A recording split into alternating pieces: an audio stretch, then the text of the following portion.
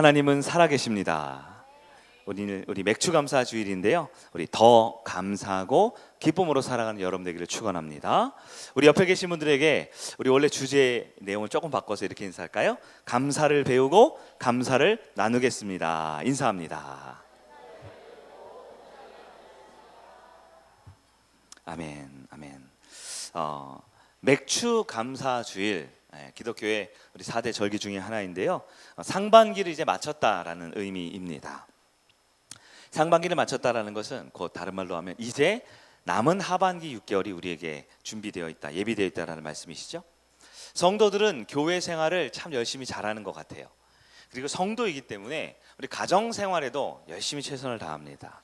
그런데 이 교회 생활을 잘하는 것만큼, 또 가정 생활을 잘하는 것만큼 우리가 이 교회 밖에서의 삶은 어떠한가, 오늘 말씀을 한번 비추어 봤으면 좋겠어요. 즉 우리의 친구, 우리의 직장, 우리의 믿지 않는 그런 세상 사람들과의 여러 사회적 관계 가운데 과연 나는 어떠한 모습으로 살아가고 있는가 살펴보기를 원합니다. 오늘 아브라함 15번째 시간인데요, 교회 밖 성도의 삶, 교회 밖 성도의 삶이라는 제목으로 하나님 말씀 나눌 때 이 말씀에 주어진 진리의 말씀으로 내가 하반기도 더 큰 감사의 삶을 사는 저와 여러분들에게 주의 이름으로 축복합니다. 아멘. 놀랍게도 우리 성도님들 중에서 교회 생활을 참 잘 하시는데요, 가정 생활을 정말 열심히 하시는데요, 그것에 비해 교회 밖의 신앙 생활을 별로 그렇게 중요하지 않게 생각하는 분들이 꽤 많은 것 같습니다. 아니 목사님, 교회 잘 다니고 구원 받으면 되지요. 하나님이 허락한 이 가정 잘 지키고 신앙생활 잘 하면 되지요. 굳이 믿지 않는 세상 사람들, 굳이 한 번 두 번 볼 사람들, 그 사람들이랑도 꼭 잘 지내야 합니까? 그냥 교회 생활, 그냥 가정생활 잘하면 되지 않습니까? 이렇게 생각한다라면 그것은 성경에 가르치는 우리 그리스도의 삶과는 너무 다른 것 같아요. 성경에서는 뭐라고 가르칠까요? 예수님께서는 마태복음 5장, 우리 잘 아는 산상수훈이라고 하죠, 그곳에서 성도의 삶을 세상의 소금과 세상의 빛이다 라고 말씀하셨습니다. 우리 마태복음 5장 16절 말씀 한번 화면에서 한번 볼까요? 같이 봅니다. 시작. 이같이 너희의 빛이 사람 앞에 비치게 하여 그들로 너희 착한 행실을 보고 하늘에 계신 너희 아버지께 영광을 돌리게 하라. 아멘. 성도는요, 교회뿐만 아니라 가정뿐만 아니라 교회 밖에서의 삶의 모습이 믿지 않는 사람들이 있죠. 하나님을 알지 못하는 사람들에게도 어떻게 하냐면 하나님께 영광을 돌린다. 아니 하나님 믿지 않는데 어떻게 하나님께 영광을 돌립니까? 네. 우리의 착한 행실, 우리의 삶의 모습이 그들에게 하나님을 인정할 수밖에 없게, 믿지 않는 그들이 하나님께 돌아오는 구원과 축복의 통로가 되게끔 살아야 함을 예수님께서는 산상순에서 말씀하셨다라는 겁니다. 사랑하는 성인 가족 여러분, 상반기를 결산하며 오늘 맥주감사 주일로 귀한 예물을 하나님께 드리고 정성스러운 예배 순서와 주님 앞에 온 마음을 예배 드리는데요, 과연 그렇다면 우리가 가장 큰 감사의 제목, 가장 하나님께 크게 영광 돌릴 수 있는 것은 무엇이 있을까요? 네, 성도로서 최고의 감사 표현 많은 것이 있겠지만 그 중에도 한 영혼을 주님께 인도하는 것, 한 사람을 주님 품으로, 잃어버린 양을, 또한 세상에 믿지 않는 사람을 하나님께 영광 돌리는 주님의 자녀로 인도하는 것만큼 큰 감사의 표현이 있을까요? 한 교회의 입장에서 보았을 때 교회가 어떻게 하면 정말 큰 감사를 표현할 수 있을까요? 네, 헌금을 많이 하고 건물을 크게 짓고 성도들을 많이 이 자리에 모으는 것보다 더 중요한 것은 예수님이 천하보다 한 영혼을 귀하다고 하셨잖아요. 한 개인이 주님 품으로 인도한 그 사람, 비록 내가 전도한 사람은 아닐지 몰라요, 나랑 이름도 성도 삶의 모습도 다를지 몰라요, 그러나 이것에 초청된 그 한 영혼을 예수님의 마음으로 품어주고 가족교인이 될 수 있도록, 하늘 가족이 될 수 있도록 품어주는 것, 그것보다 더 큰 감사의 표현이 있을까 생각을 하게 됩니다. 이번 달 마지막 제 주일이죠. 이제 한 3주 남았는데요, 7월 30일은 하늘가족 초청주일입니다. 여러분, 그 초청주일 과연 어떻게 하나님께 감사를 표현할 수 있을까요? 누군가를 초청하기 전에는 여러분 반드시 준비를 하셔야 합니다. 준비. 누가 준비를 해야 될까요? 네, 전도하는 내가 준비를 해야 합니다. 내가 준비가 안 돼 있는데 누군가를 초청한다라는 것은 성경에 정확히 표현되어 있죠. 사망의 음침한 골짜기를 가는 것과 같습니다. 소경이 소경을 인도하는 것과 같습니다. 내가 복음을 받아들일 준비, 내가 복음으로 예수님을 믿고 사랑할 준비가 되어 있을 때 우리는 한 영혼을 초청할 준비를 하고 있는 거예요. 여러분, 초청 주일의 가장 첫 번째 준비가 뭐죠? 이 자리에 계신 우리 50여 명의 성일가족 등록 성도들이 먼저 복음의 사람으로 준비되는 겁니다. 전해지는 설교 말씀에 은혜를 받을 준비를 해야 합니다. 나누는 찬송과 우리 대표 기도와 여러 예배의 순서에 적극적으로 참여하여 은혜 충만하는 것, 그게 가장 먼저 우리가 복음으로 준비되어야 할 우리의 모습인 것이지요. 그렇게 복음으로 준비된 우리가 있다면, 혹은 내가 준비된 것이 너무나 감사하고 감격하면 함께 그 복음의 자리에 누군가를 초청할 한 분을 정하는 것도 너무 좋을 것 같아요. 이 순서가 중요합니다. 누군가를 초청하기 이전에 내가 먼저 복음으로 준비가 돼야 돼요. 내가 은혜가 안 되고, 내가 감사가 없고, 내가 기쁨이 없고, 내가 신앙생활을 온전히 누리지 못할 때 우리는 한 영혼을 전도하는 것보다 먼저 내 영혼을 전도해야 합니다. 내 영혼이 복음으로 준비되어야 하는 것입니다. 여러분, 저를 다 보세요. 네, 엉뚱한 데 쳐다보고 있지 말고 휴대폰 다 집어드세요. 내 영혼이 말씀 앞에 준비되지 않고 어떻게 소경이 소경을 인도합니까? 누구를 살릴 수 있다는 말입니까? 여러분, 먼저 내가 하나님의 말씀 앞에 준비하세요. 그리고 한 영혼을 초청할 준비를 하셨다면 그 영혼을 하나님 앞에 인도하셔도 좋습니다. 근데 이때 개인의 준비뿐만 아니라 공동체가 준비가 되어야 돼요. 아무리 내가 사랑하는 이웃을, 사랑하는 가족을 열심히 기도하고 전도해서 준비했지만 이 자리에 있는 우리 성일 가족 공동체가 그들을 품어줄 준비를 하지 못하면 오히려 전도의 날이 가장 큰 시험의 날이 될 수 있어요. 가장 큰 상처의 날이 될 수도 있어요. 내 마음은 정말 큰 기대를 가지고 있었지만 오히려 그 누구도 환영해 주지 못하는 분위기, 그 누구도 수용해 주지 못하는 분위기가 되면 전도의 날은 큰 어려움의 날이 될 수 있습니다. 그리고 우리 세 가지를 제가 말씀드렸어요. 첫 번째는 내가 준비가 돼야 돼요. 아직 준비 안 된 분들도 우리 가운데 있을지 몰라요. 내가 먼저 복음으로 준비돼야 합니다. 그럴 때 우리는 한 영혼을 초청할 준비를 할 수 있고요. 초청할 때 우리 목장 단위로, 우리 사역팀 단위로 정말 지금부터 서로 소통하고 이야기하고 대화하고 그 영혼을 어떻게 받아들일까? 나 아무개, 우리 친구, 우리 뭐 남자친구, 우리 엄마, 우리 사촌 동생 누구를 데려올 생각인데 그 사람은 이런 성품이고 이런 사람이야. 우리가 함께 그 사람 좀 환영해 주면 좋겠고, 같이 식사도 하고 같이 대화 나누면서 가족이 될 준비를 함께 하면 좋겠어 라고 지금 남은 한 달 기간 동안 우리는 복음의 준비를 해야 하는 것입니다. 그런데 이럴 때, 이렇게 할 때 하나님께 쓰시는 방법이 있는 것 같아요. 오늘 본문을 통해 제가 그것을 묵상하게 되었습니다. 우리가 예수님을 전한다고 하면서, 전도를 한다라고 하면서 아직 예수를 알지 못하고 믿지 않는 많은 사람들이 과연 우리는 무슨 말을 하면서 복음을 전할 수 있을까요?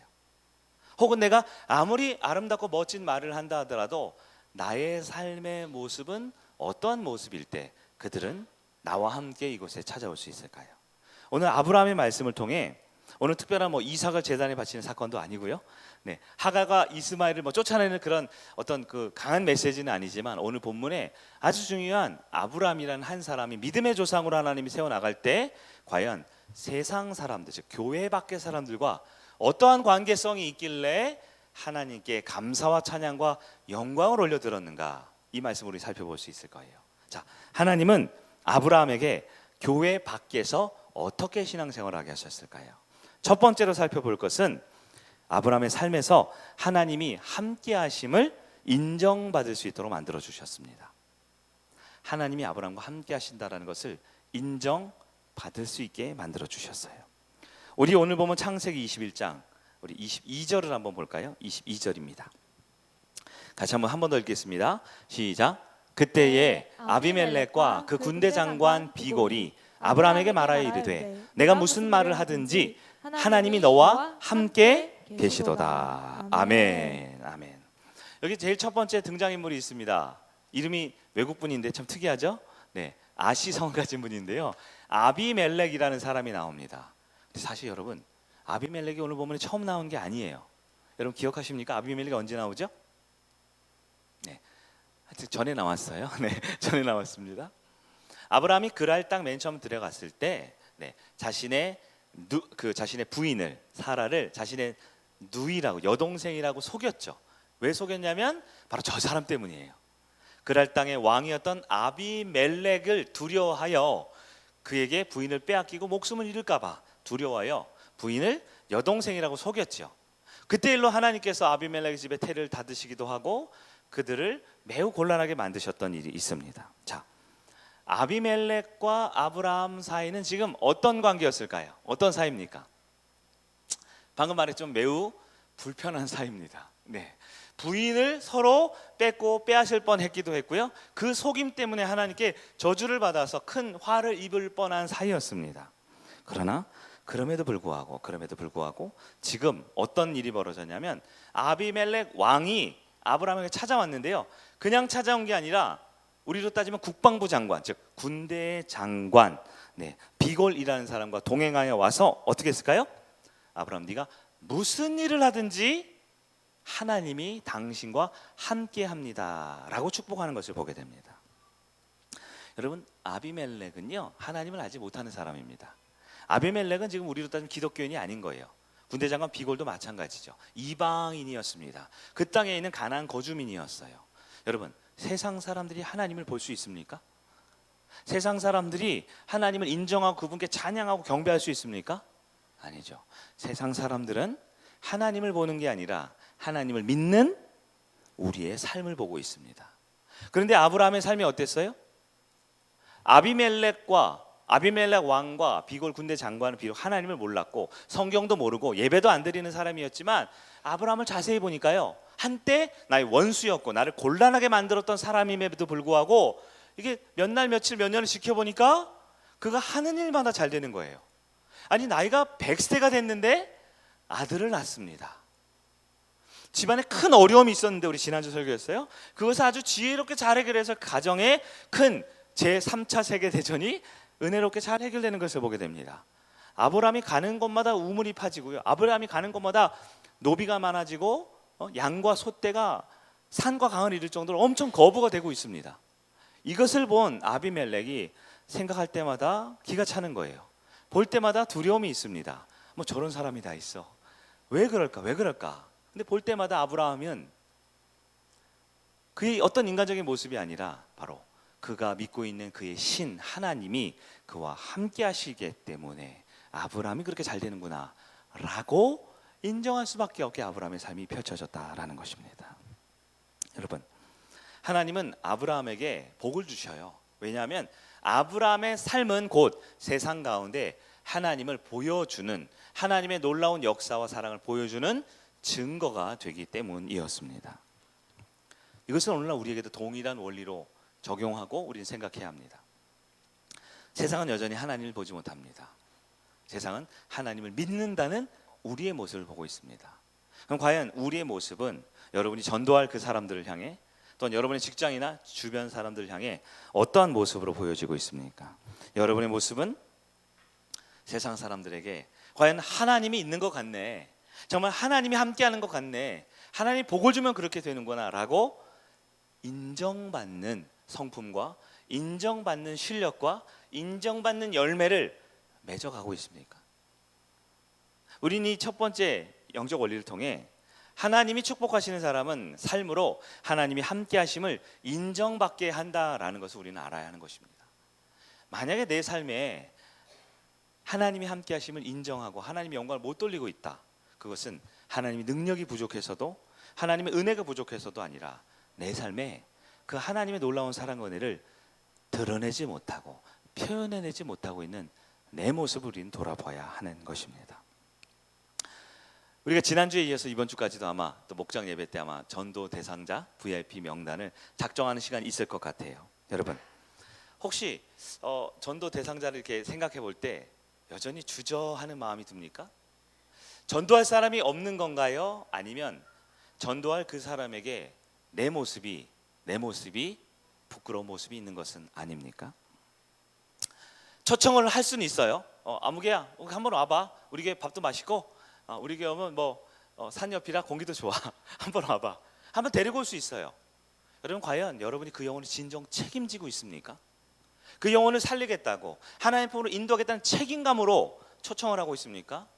아니면 그냥 이벤트나 교회에서 하는 어떤 행사 중에 하나로 그냥 연례 행사로 가정 모임 명절 때마다 모이듯이 그때만 한 번씩 와서 밥 먹고 가라고 하는 그 정도의 무책임한 태도로 있고 있는 건 아니에요?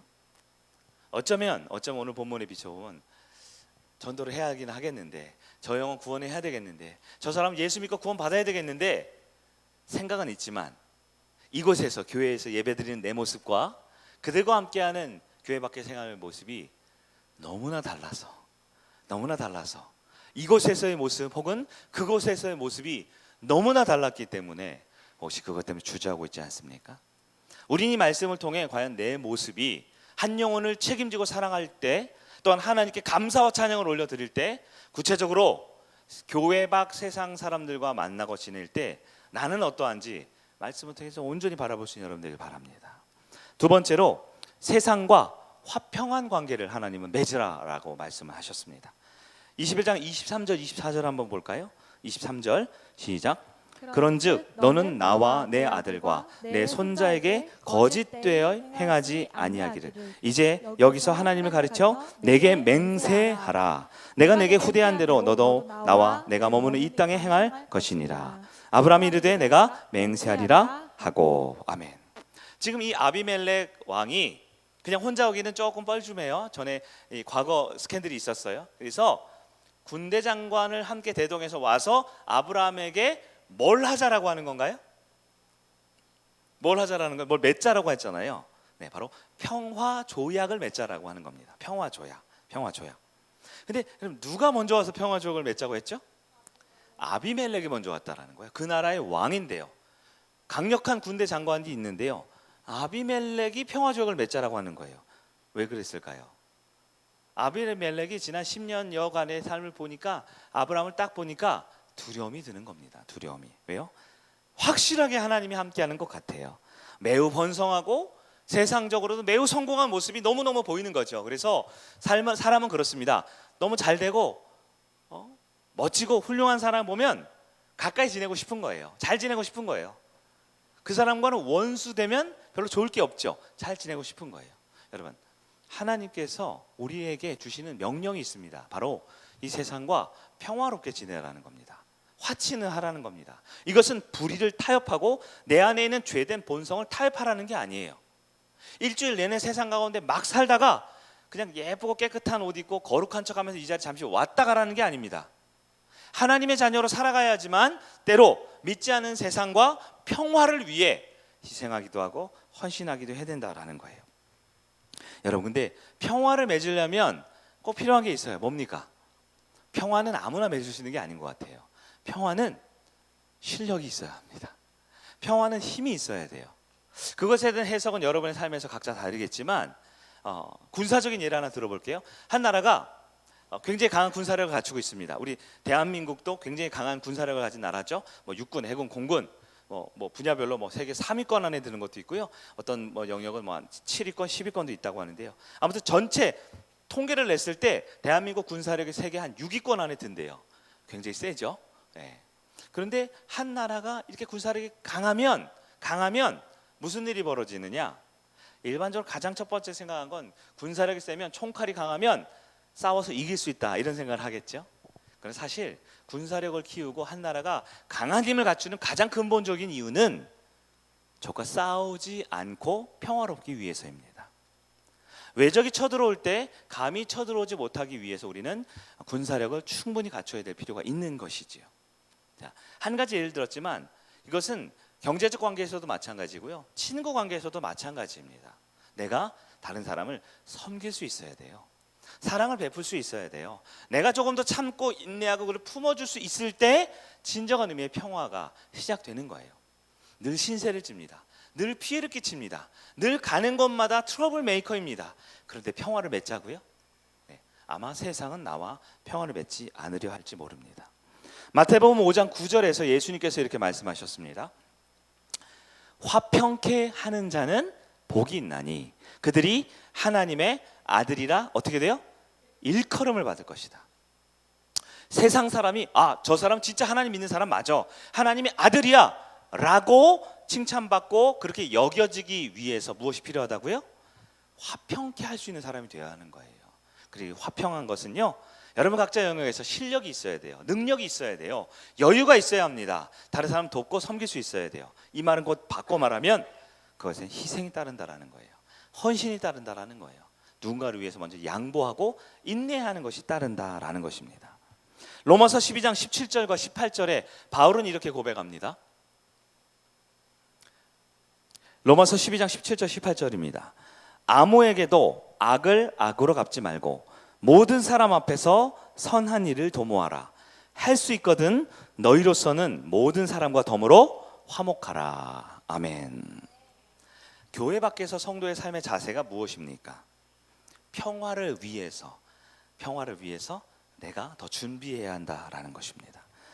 여러분 한번 적용해 볼까요? 여러분의 직장에서 여러분 진짜 어떤 사람이에요? 어떤 사람이에요?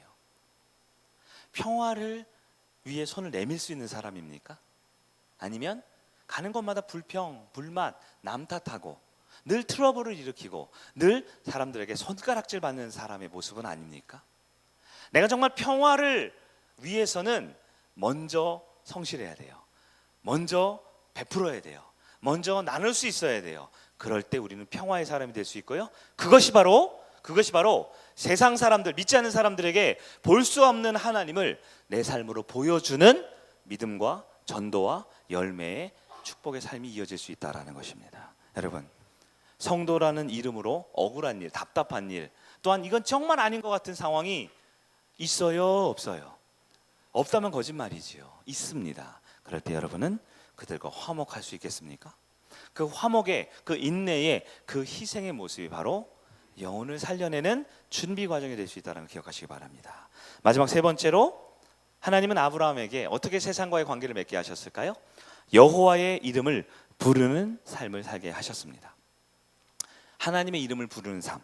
우리 32절, 33절을 한번 보겠습니다. 32절, 33절 함께 보겠습니다. 시작. 그들이 브엘세바에서 언약을 세우매 아비멜렉과 그 군대 장관 비골은 떠나 블레셋 사람의 땅으로 돌아갔고. 지금 아비멜렉과 비골은 어디 사람이에요? 지금 블레셋 사람 동네, 여러분 아시죠? 뭐 골리앗 나오고 그 동네죠. 자기 땅 돌아간 거예요. 언약은 끝났습니다. 지금 아브라함은 세상 사람에게, 불신자에게, 교회 밖 사람들에게 너 진짜 하나님 믿는 사람 맞구나 라고 인정받았어요. 그리고 그들과 함께 평화 조약을 맺게 되었습니다. 그리고 다 돌아갔죠. 어려움은 끝났습니다. 문제는 해결됐어요. 근데 이제 중요하죠. 33절입니다. 시작. 아브라함은 브엘세바에서 에셀나무를 심고 거기서 영원하신 여호와의 이름을 불렀으며. 아멘. 여기서 에셀나무를 심었고 하나님의 이름을 불렀다라고 되어 있습니다. 근데 지명을 보면요, 아브라함이 어디에 있었어요? 지금 브엘세바라는 곳이 있었어요. 브엘세바는 우리 대한민국으로 따지면 부산 밑에 있는 거제도 정도, 통영 정도 되지 않을까 싶어요.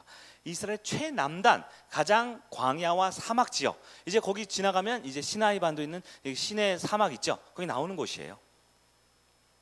그곳에서 무슨 나무를 심었냐면 에셀나무를 심었어요. 에셀나무. 이게 에셀나무가 뭐 찾아보니까요, 이 다마리스크라는 종인데요. 이거는 뭐냐면 특별히 사막 기후, 매우 건조한 땅에, 그리고 심지어 땅에 염분이 있어도 살아남는 나무라고 합니다. 즉 매우 척박한 땅에 깊게 뿌리를 내리고 아주 크게 커져가는 나무의 종입니다.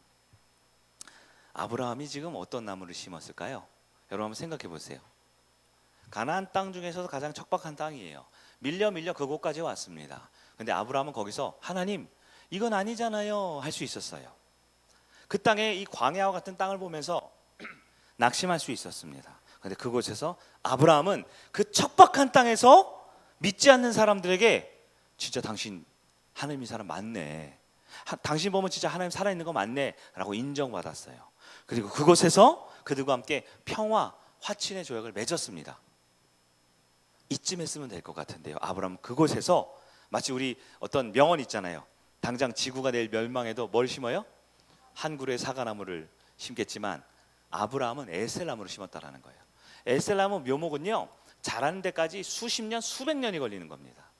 아브라함은 지금 오늘만 사는, 현재만 사는 사람이 아니었던 거예요. 하나님이 이곳에 보냈으면 그곳이 척박한 땅이든 땅끝 마을이든 광야와 같은 곳이든 에셀나무 아니면 심을 수 없는 그런 척박한 땅이더라도 그것에서 나무를 심었다라는 겁니다. 뭐예요? 아브라함은 늘 근면했습니다. 늘 정직하고 성실했습니다. 불평하면 한도 끝도 없이 하겠지만 바로 그곳에서, 바로 그 세상 한복판 교회 밖에서도 아브라함은 믿음의 조상의 세상적인 모습에 걸맞게 살아왔던 거예요. 또한 한 발짝 더 나갔어요. 에셀나무, 그냥 미래를 위한 투자만 한 것이 아니에요. 거기서 영원하신 하나님의 이름을 불렀습니다. 하나님 이렇게 불렀다는 걸까요? 그것이 예배를 드리고 찬송을 부르고 하나님을 경배했다라는 겁니다. 근데 그곳이 어디입니까? 성전인가요? 그곳이 어디입니까? 목장 모임하는 곳인가요? 33절 맨 뒤에 보면 어떻게 돼 있어요? 아브라함은 브엘세바에서 에셀나무를 심고 거기서 어디예요? 에셀나무를 심는 그 염분이 있고 그 척박하고 광야 같은 바로 그곳에서 영원하신 여호와 하나님의 이름을 불렀다라는 것입니다. 여러분, 아브라함의 믿음은 한마디로 현실에 뿌리 박은 신앙인이었습니다. 교회에 와서 예배드릴 때만 손들고 찬양하는 신앙이 아니에요. 몇 달에 한 번 기도회나 특별 행사 있을 때마다 와서 얼마든지 거룩하고 착한 척 하려는 신앙이 아니에요. 그는 삶에 가장 척박하고 가장 기독교인으로서 고통당하고 어려운 그 순간에 바로 그곳에서 영원하신 하나님의 이름을 찬송했던 사람입니다. 가볍게 엉덩이를 떼고 이거 아닌가 보다, 저거 아닌가 보다, 이 사람 나 싫어하네, 나 저 사람 꼴 보기 싫어 하고 쉽게 교회 밖에서 내 중심 나의 삶을 살았던 사람이 아니에요. 하나님이 가라고 하시면 그곳에 갔고 하나님이 일어나라고 하면 일어났습니다. 때로는 가장 척박한 이스라엘 땅에서 가장 최남단 그 어려운 곳에서 머물러 하시면 그곳에 뿌리 깊은 나무를 심고 그곳에 제단을 쌓고 예배드리는 사람이었다라는 거예요. 여러분, 삶의 예배는 아브라함처럼 이렇게 하는 것입니다. 겉멋들어서 그냥 나는 삶의 예배자야, 어디서든 주님을 찬양해 라고 거룩한 척하는 게 아니에요. 가장 고통스럽고 가장 모욕당하고 가장 내 마음에 들지 않는 그 순간에서도 하나님의 선하심을 기대하면서 예배할 수 있는 겁니다.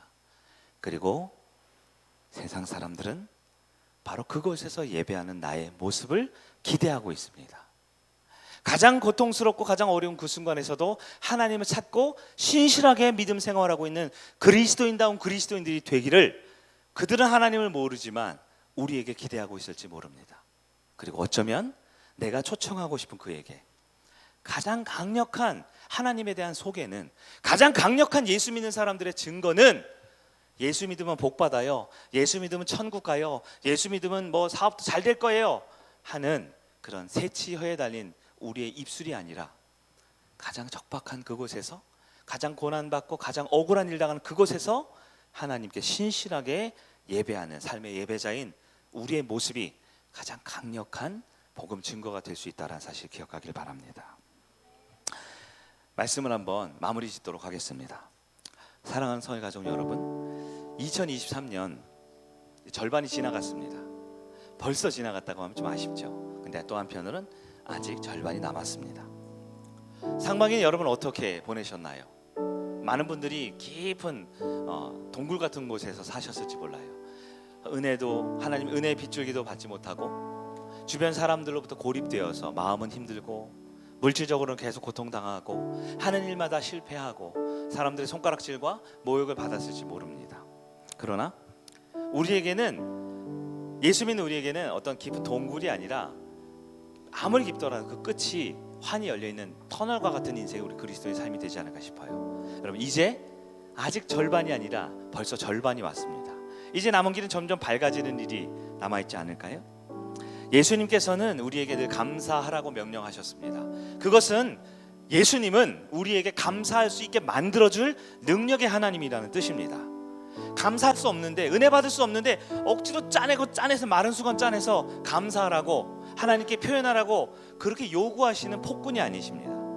어떤 환경에서도 아브라함처럼 그 척박한 땅에서 억울한 일, 답답한 일, 힘든 일 당해도 아브라함처럼 영원하신 생명의 하나님을 찬송할 수 있게 만들어 주시는 분이 우리 하나님이십니다.